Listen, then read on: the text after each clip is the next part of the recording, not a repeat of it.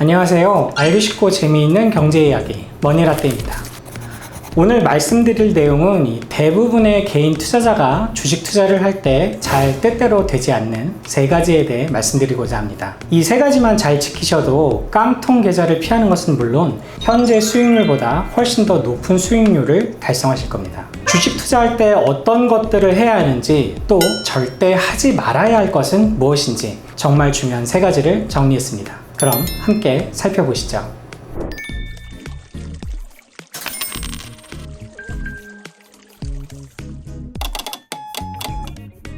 주식을 할 때 가장 빠르고 확실하게 깡통을 차는 최단 지름길, 바로 매매 중독과 몰빵 매매죠. 매매 중독에 걸리면 객관적인 분석과 판단보단 본능에 의존하게 되며 결국 나쁜 습관이 몸에 배기게 돼요. 그리고 이를 고치기란 정말 어렵죠. 결국 최악의 상황을 면키 어렵게 되는데, 여기서 최악의 상황은 시드머니를 다 잃고 재개가 불가능해지는 것이 되겠죠. 수많은 투자자들이 자신의 원칙을 만들어 놓고도 지키지 않는 경우가 많습니다. 뭔가에 홀린 것처럼 뇌동매매를 하게 되죠. 가장 큰 이유는 지루함 때문으로 볼 수 있는데요. 주식 투자는 기다림 없이는 성공하기 힘든데 이 기다림이 무척이나 지루하죠. 그렇게 수많은 투자자들이 마치 도박을 하듯 본능에 충실한 뇌동매매를 하고 짜릿함을 느낍니다. 그리고 이런 행동이 고착화돼 습관이 되어버리면 매매 중독에 빠지게 되고 그 결과는 결국 깡통 계좌로 돌아옵니다. 매매 중독에 빠지면 깡통 계좌는 결국 시간 문제일 뿐이죠. 시장의 흔들림에 같이 흔들리지 말고 본인의 원칙대로 매매 포지션을 지키는 것이 결국 수익률을 높일 수 있는 유일한 방법입니다. 나는 지금 원칙대로 매매하고 있는가? 라는 질문에 노라는 대답이 나온다면 우선은 매매를 멈춰야 합니다. 그리고 되짚어보는 과정이 반드시 필요해요.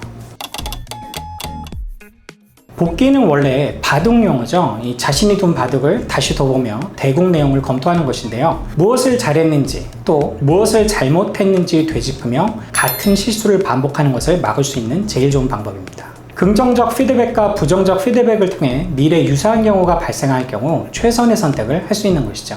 주식 투자에서도 복귀가 반드시 필요합니다. 투자 실적은 명확한 수치로 기록이 되죠. 어떤 종목에 투자했을 때 수익을 냈는지에 대한 복귀가 중요해요. 예를 들어 유튜브에서 추천한 종목의 정보를 듣고 수익을 냈는지, 반대로 손해가 났는지에 대해 피드백을 해봐야 합니다. 오르는 종목은 수익 실현을 하고 떨어지는 종목은 손절을 했는데, 만약 반대로 매매를 했다면 결과가 어땠는지에 대해서도 복귀해 볼 필요가 있습니다. 그리고 복귀를 할 때 반드시 컴퓨터나 다이어리에 글로 남기는 것이 중요합니다. 머릿속에서 복귀하는 것은 한계가 있기도 하고 인간은 이 망각의 동물이라 금방 까먹거든요. 그래서 글로 투자 일지를 정리하면 복귀의 효과는 배가 됩니다. 이렇게 투자 복귀를 1년만 해도 엄청난 자산이자 무기가 됩니다. 세 번째는 손절입니다. 사실 주식 투자에서 가장 어려운 게 손절이죠. 2002년 노벨 경제학상을 받은 데니얼 카너먼 교수의 전망 이론에 따르면 사람들은 이익으로 얻는 기쁨보다 손실에 따른 고통을 2배 이상 크게 느낀다고 합니다. 손절이 어려운 건 자연스러운 이치입니다. 물론 손절이 필요 없는 주식 투자도 있습니다. 바로 가치 투자인데요. 가치 투자의 관점에서 보면 손절은 전혀 필요하지 않아요. 가치 투자자들은 본인이 확실한 근거를 가지고 매수한 종목이 폭락을 한다면 오히려 저가 매수의 기회가 또 찾아왔다고 생각을 합니다. 박앤세일이죠. 예를 들어 2020년 3월 코로나 팬데믹으로 모두가 공포에 질려 주식을 던져버렸을 때 가치 투자자들은 싼 가격으로 평소 분석해뒀던 기업의 주식을 더 주워 담았겠죠. 이런 관점으로 본다면 확실히 손절은 필요가 없습니다. 하지만 여기에는 중요한 한 가지 전제 조건이 있어요. 바로 기업에 대한 정확한 분석이 반드시 뒷받침되어야만 한다는 것입니다. 그리고 자산 가치가 절반 이하로 줄어들어도 견딜 수 있는 강심장도 필요해요. 하지만 만약 짧은 매매를 한다면 손절은 반드시 필요합니다.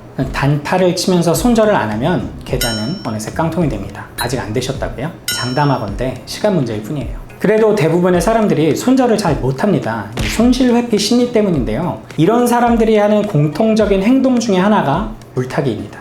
반등 가능성이 없다는 생각이 들어도 물타기를 하게 되는 이유는 계좌에 보이는 수익률 때문이에요. 물타기를 하면 마이너스 20%이던 수익률이 마이너스 10%로 바뀌고, 아직 팔지 않았으니 손해본 것이 아니며 언젠가는 오를 것이라 자기 위로를 합니다. 그리고 이것이 반복되다 보면 어느새 계좌는 새파랗게 변해 있어요. 부실기업만 잔뜩 떠안고 사업하는 사람이 되는 것이죠. 그리고 굳게 마음을 먹고 손절을 했는데 그 종목이 오르거나 아니면 손절로 매수한 다른 종목이 다시 또 하락하기라도 하면 정말 멘탈이 터질 수밖에 없어요. 이런 점을 생각하면 증시가 하락할 때 사람들이 넋놓고 있을 수밖에 없는 것도 한편으로는 이해가 되긴 하죠. 하지만 손절하는 습관을 들이지 않는다면 언젠가 반드시 발생할 큰 손해를 막을 수 없습니다. 그럼 반드시 손절을 해야 할 때는 어떻게 하는 게 좋을까요? 가장 좋은 방법은 정말 많은 투자 경험을 통해 나만의 손절 로직을 만들어두고 그런 상황이 되었을 때 기계적으로 매도를 하는 방법입니다. 예를 들면 내가 매수한 금액에서 마이너스 5%가 되면 물량의 3분의 1을 손절하겠다.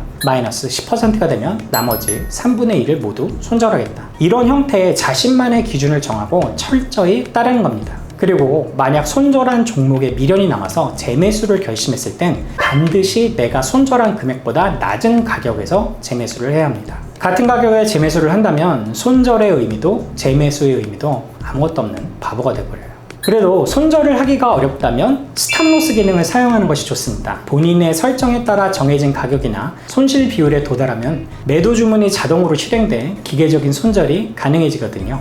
예를 들어 스탑로스를 마이너스 3%를 지정해 놓으면 총 손실이 마이너스 3%가 되는 시점에 보유한 주식의 일부나 전부를 자동으로 매도합니다.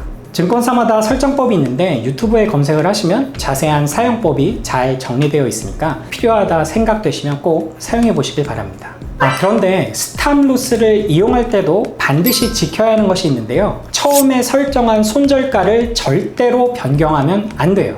롤리하이머 아리조나대 교수 등이 2020년에 발표한 논문에 따르면 스탑로스 기능을 사용하더라도 10명 중에 4명은 처음에 정한 손절가를 계속해서 낮추는 것으로 나타났습니다. 예를 들어 주식을 2만원에 매수하고 손절가를 15,000원에 설정을 하면 최대 손실폭은 25%로 제한이 되죠. 그런데 이 주식이 15,000원까지 하락하면 손절가를 1만원으로 낮추고 그래도 주식이 떨어지면 다시 손절가를 7,500원으로 낮추더랍니다. 이러면 무용지물이겠죠? 오늘 말씀드린 내용들은 아마 대부분의 분들이 잘 알면서도 못 지키는 것이 아닐까 하는 생각도 드는데요. 나쁜 습관을 버리고 좋은 습관을 들이려 끊임없이 노력하면 그 끝엔 좋은 결과가 찾아올 것을 믿어 의심치 않습니다.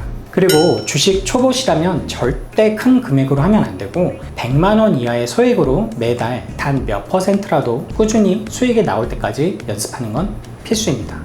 그리고 조금씩 금액을 늘려가셔야 합니다. 투자 금액이 올라가면 이 심리적인 요인 때문에 수익률이 하락하는 경우가 많거든요. 소액으로 매매를 1년 이상은 해보고 만약 내 계좌 수익률이 시장 수익률을 넘지 못한다면 단기 매매는 안 하시는 게 좋습니다. 차라리 그 돈을 S&P 500 지수에 투자하는 것이 더 현명한 선택이 될 수 있어요. 오늘도 끝까지 시청해주셔서 감사합니다. 구독과 알림 설정을 해두시면 다음 편이 업로드 되는 대로 또 다른 양질의 정보를 만나실 수 있습니다. 그럼 다음 시간에 봐요. 안녕.